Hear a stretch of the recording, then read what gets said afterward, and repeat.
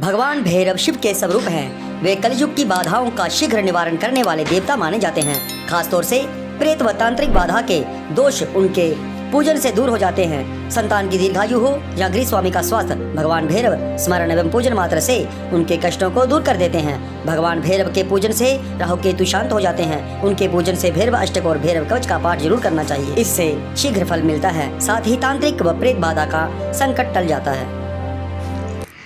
देवराज सेव्यमान पावनागिरिपङ्कजं व्यालयज्ञसूत्रमिन्दुशेखरं कृपाकरं नारदादियोगिवृन्दवन्दितं दिगम्बरं काशिकापुराधिनाथ कालभैरवं भजे।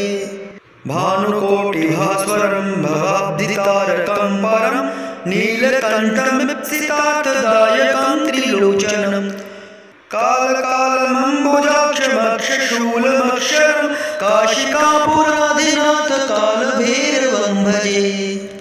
शूलटङ्कपाशदण्डपाणिमादिकारणं श्यामकायमादिदेवमक्षरं निरामयं भीमविक्रमं प्रभुं विचित्रताण्डवप्रियं काशिकापुराधिनाथ कालभैरवं भजे। भुक्तिमुक्तिदायकं प्रशस्तचारुविग्रहं भक्तवत्सलं स्थितं समस्तलोकविग्रहं विनिक्वणन्मनोज्ञहिमकिङ्किणीलसत्कटिं काशिकापुराधिनाथ कालभैरवं भजे। धर्मसेतुपालकं त्वधर्ममार्गनाशकं कर्मपाशमोचकं सुशर्मदायकं विभुं स्वर्णवर्णशेषपाशशोभिताङ्गमण्डलं काशिकापुराधिनाथ कालभैरवं भजे। रत्नपादुकाप्रभाभिरामपादयुग्मकं नित्यमद्वितीयमिष्टदेवतं निरञ्जनं मृत्युदर्पणाशनं करालद्रष्टमोक्षणं काशिकापुराधिनाथ कालभैरवं भजे।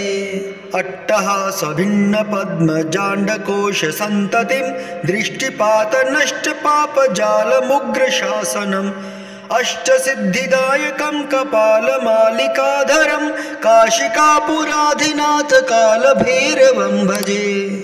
भूतसङ्घनायकं विशालकीर्तिदायकं काशीवासलोकपुण्यपापशोधकं विभुं नीतिमार्गकोविदं पुरातनं जगत्पतिं काशिकापुराधिनाथ कालभैरवं भजे।